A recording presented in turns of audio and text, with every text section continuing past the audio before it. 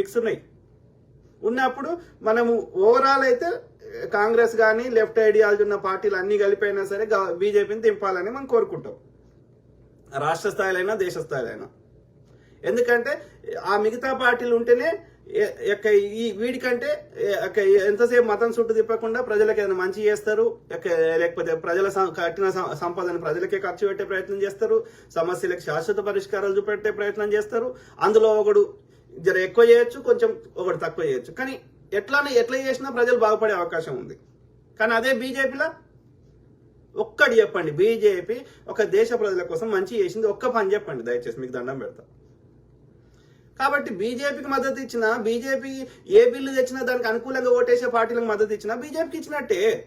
BJP direct పరిపాలించిన దగ్గర ఆయా రాష్ట్రాల ప్రజల సంపద దోసుకొని బీజేపీ వాటాలు ఇస్తారు కదా, చంద్రబాబు నాయుడు ఇచ్చేస్తలేడా?